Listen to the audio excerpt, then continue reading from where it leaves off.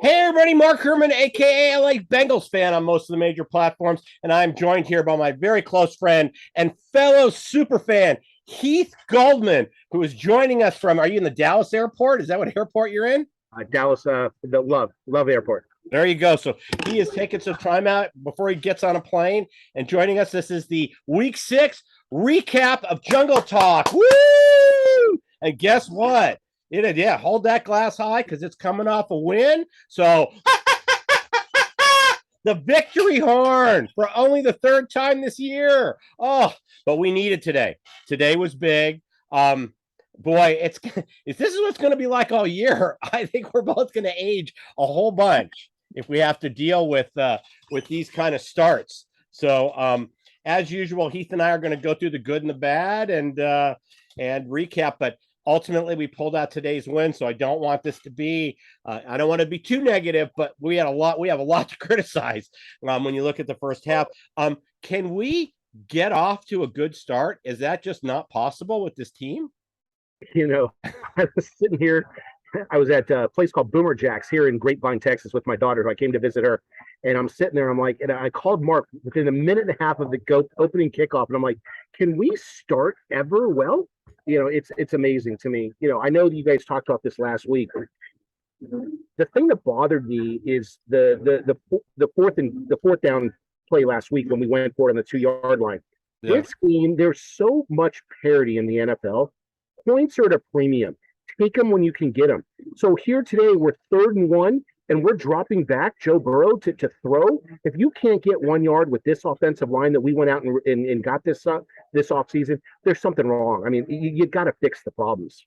Yeah, it was. I mean, we start with that. We get a 5-yard run, a 4-yard run. We're sitting with the 3rd and run, and we go for the pass on the very first possession of the game. Let's keep our offense on the field clicking. Let's just run a sneak, hand the ball off, and you could do that 3rd and 1 pass when we're farther down the field, but not on the very first 3 plays. And then we get a 3 and out, and we fumble the punt, and we basically gift wrap. Our defense holds, but that's 3 free points for the Saints. So Taylor's been good all year. I mean, yeah. I mean that one he just let get away with him. He didn't even get hit. He didn't get hit until after he'd already fumbled the ball. So, I mean, It's like enough's enough. But, I mean, that kind of stuff's going to happen once in a blue moon. But it just this team is getting off to slow starts every week. And we went to the Super Bowl. I mean, this team, the expectations were much higher for this team. I had higher expectations. We all did. Zach Taylor and the team have to have higher expectations for themselves now. Yeah, so I completely agree. Situational football, especially in the first half, was horrible. I mean, we had 3rd and 8, 3rd and 10, 3rd and 25, and we didn't get off the field. I know that it was pretty even at halftime on the time of possession, but gosh, it sure felt like we didn't have the ball that often. And then the 3rd quarter, we only had 1 possession. And once again, we let them convert all these 3rd downs, and that's why they had 17 more plays than us on the game. We've got to take advantage and get off the field. He'll look like a Hall of Fame running back against us today. Yeah. Oh, it's that was the other thing. I highlighted some of the stuff on the stats, and I mean the biggest ones that jump out. It's like 228 yards rushing on us. 228 yards, and that's what I mean by they took the underneath stuff.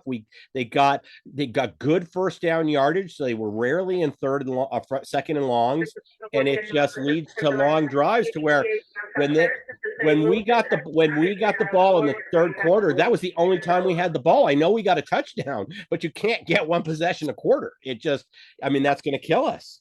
So, let's talk about the second half. I mean, once again, this team does come through. We want to talk about some positives. Once again, we did not give up a second half touchdown. We had, another week where we didn't do it. We gave up 2 field goals, and the defense situationally at the end of the game came through when it needed to. Well, the thing that was interesting to me is that we actually, historically, the first 5 weeks, we've been stopping the run pretty well. It's that hit the tight end, hit the wide receiver, catching an open zone. But today it was just the running was just gashing us. Yeah. And then even some of the forced cut throws. I mean, I thought our defense in the secondary was pretty good today. I mean, they got a couple in there that were just forced in, and they beat us. I mean, it's going to happen. But you know what? We held them when we had to hold them, and we came back and won a game that we had really had no business winning. Yeah, and but this was a game we couldn't afford to not lose. We were basically playing. They had no starting wide receivers. I mean, this isn't a game. It shouldn't have been that close. It drives me nuts when we do that. And we talk about the secondary, but Eli Apple had a horrible first half. I mean, he came through with a couple plays in the second, but he had some questionable plays in the second half too. So my recommendation would be stay the hell off Twitter and focus on your defensive play. Okay. I'll tell you what, that hit he put on Hill when Hill was running, yeah, that made up for a lot of it. And I'm lucky that I have Mark's home phone and I'm able to call him during the games. Yeah. I was just driving me crazy. My daughter kept looking at me. She's like, "There's no one in this room that's yelling as loud as you are. There's hundreds of people in this bar. It's a massive sports bar. I'm the only Bengals fan, and I'm going ballistic. Dad, sit down, sit down." I'm like, "No, I'm not sitting down. It's a sports bar. I'm drinking. I'm eating. I'm watching the Bengals. Let's have some fun." And we end up having the fun at the end. Yeah, well, fortunately, you can be louder than me because you're a lot bigger than me. So I got to tell you, when we went down to the San Diego game, we had a crazy Charger fan who actually, there was a group of like 10 of us, Bengal fans, and this guy's trying to pick a fight with Heath. And I turned to this Charger fan's friend and I go, "Why is he picking the biggest guy in our group? I mean, Heath is a big guy. You do not want to take him on. So you can make all the noise you want when you're in the bars." I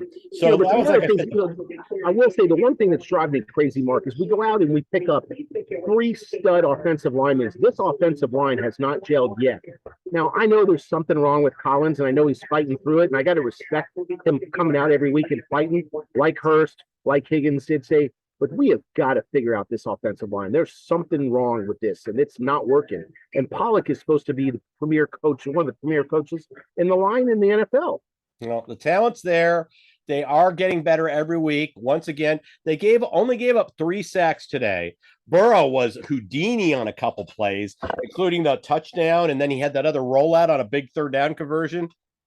But he only had 3 sacks. But when we're talking about situational football, 2 of them came on the same drive. We got a first down inside the 25. It looks like we're going to take the lead, and we wind up back-to-back sacks. So 2 of the 3 sacks in the game were on that drive. We wind up, fortunately, Zach didn't have a choice. We were at a 4th and 20. So we took the McPherson 52-yarder. But I was like, what the heck are we doing? We only gave up 3 sacks again, like I said. So that's not a bad number. But they were both on that back-to-back possession, almost knocked us out of field goal range.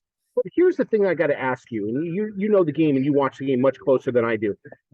On both of those plays, the blitzes were coming. Joe had to have seen it. All you got to turn is look and get away with it. He took both of those sacks knowing that there was 10 people on the line coming after him. That's the part that's driving me crazy. Yeah, you have to recognize that and know just to get rid of the ball quickly. I mean, even if you just get rid of it, it's better than taking 2 negative plays where we're sitting there. We lose. We basically go from a first down and 10 to a third down and 25. I mean, 3rd and 27. Yeah, and then you get it back to, you pick up the 7 yards on third down, but, get it back into field goal range. But I was, take the points, let our defense come through. We put our defense in a position to make plays right there. They got us the ball back, and then obviously, the TD to chase. So I will tell you the one thing that I noticed is when Higgins came into the game, and of course it opens up the offense. Obviously, saying that, I mean, I know I'm saying the obvious, but I mean, having him and Boyd and Chase out there and Hurst, you can't cover all 4 of them, and we just haven't had all 4 healthy too often this year. Yeah, well, hopefully this is I said with Jake when we did the preview that Taylor had said if Preston is service, Higgins was available last week, but they wanted to give him the extra day, a week of rest. You know what? He was out there. He dropped the first ball that came to him. And that one, first down plays are so important. We end up going 3 and out and not converting that possession. if Higgins catches that ball, we're at like a a 2nd and 1. It changes the whole thing. Not getting positive yardage on first down. That's why I don't mind the 5 yard runs to mix it. Get in a 2nd and 5, get in a 2nd and 4. And we did that a lot today later on, but like I said, we talked about the 3rd and 1 and calls that we weren't converting. Those drove me nuts. So And somebody must have said something. I picked up the phone and called you when Joe rolled left on that play and literally had 20 yards to run and dumped it off to Chase when we couldn't get the second foot down.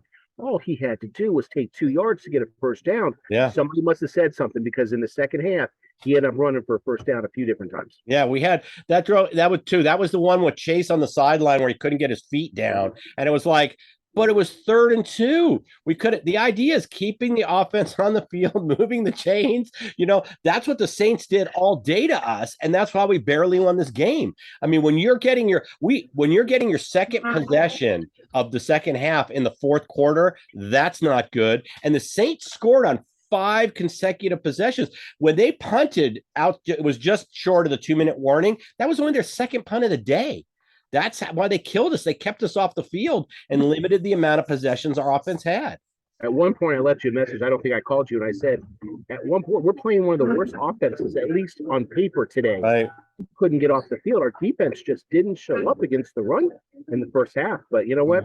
Hey, at the end of the day, we can bitch and complain all we want. A W is a W. Oh, you got that right, and baby. we needed that W badly. Well, you saw, if anybody saw the graphic on the screen, it's like a 35% chance of making the playoffs if you start, 3-3, and it's a 10% if you started 2-4. That's a huge drop off. I mean, so and hey, thankfully, guess what? Ravens lost. We're tied for first place again. I mean, obviously, we don't have the tiebreaker, but that it's early on the tiebreaker. We could split the games, and I didn't tell you this. My daughter's roommate is a Ravens fan. So she joined us at the sports bar, and I kept calling them the Dirty Birds. And my daughter kept looking at me like, "Dad, why are you calling them the Dirty Birds?" I'm like, "They're Ravens. They're the Dirty Birds." They are the Dirty Birds. Stop. She's like, "This is my roommate." Well, you know what? She got to. Was that game on? Was she watching the Ravens? Oh, no, they had one of the big screens at the bar. There must have been 30, 40 televisions throughout this place, and they were everywhere. So Bengals were right next to the on the side panel was the Ravens and the Bengals, and then on the big screen on the far end of the bar was the Ravens Giants game. And she kept saying, we can't show up in the fourth quarter. We just don't show up. No. You wouldn't have showed up last week either if we had taken the 3 points when we were on the 2-yard line. But I don't want to beat a dead horse, but we got a W. That's all that's important today. We got a W. We can avenge the Ravens' loss last week of the year, and it's just a game at a time. I mean, we got to string these together. We have 3 winnable games coming up. They're not going to be easy. Atlanta won again today. And we'll cover this on our preview on Thursday. Atlanta is 6-0 against the spread. I mean, they're 6-0. They're the only team in the NFL. They were the only team this week that was unbeaten against the spread coming in, and they just won again today. So Atlanta's not going to be an easy game. Carolina, Cleveland, but those are all winnable games. They really are. What did the Browns end up doing? I forgot to look at the scores. The Browns lost. They New England killed them in the second half. And then how did the Steelers come back and beat the Buccaneers today? I didn't watch. I'll watch the shortcut of that game and see. But this was a real guys. I want everybody to understand how rare this week is. Brady loses a game where they're a big favorite, and Aaron Rodgers loses in Green Bay where they're a big favorite. So, hey, I'll take the W today. Tied for first place. We go from there. So, big win. I know you've got to catch a flight. So I want to remind everybody, if you don't subscribe, please subscribe. It's all we ask for. This is a show by fans for fans. So please, that's all we ask. Support the channel. Give us the thumbs ups. It helps us out on the analytics too. So any final comments before you get ready to board your plane in a little bit? Hey, let's get back on the way. Let's just get back playing Bengal football. I mean, I know we've historically not been a great franchise except for certain years, but last year, and I'm not thinking we're going back to the Super Bowl this year, but we're just not playing good football, and that's the thing that bothers me. Yeah. I mean, you've got too much talent to be playing the way we're playing, and that's what's driving me crazy. I am not one of those fans that goes, "We have to win every week." It's not going to happen. It's the NFL, injuries, whatever it is. but we are just not playing the way we're capable of playing, and we're making bonehead decisions on across the board, coaches and players, and we just can't have it. Yeah, well, hopefully we start getting the train rolling. Let's get to the bye week. I'd love to be 6-3 if we can run off 3 wins, even if it's just 2-1 and we're 5-4 going into the bye week.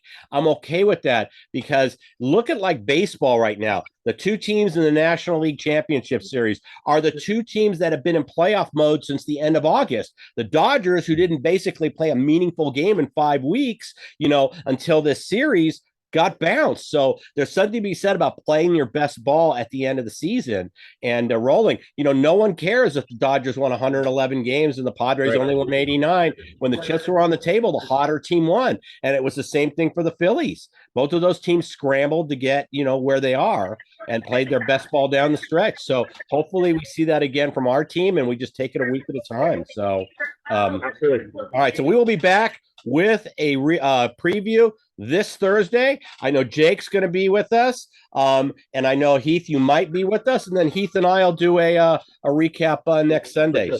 So look forward to it, guys. Enjoy the rest of your day. You can watch Sunday Night Football in America with your head held high. I know I don't watch it when we lose because I don't want to hear what they have to say. But we'll go ahead and enjoy it.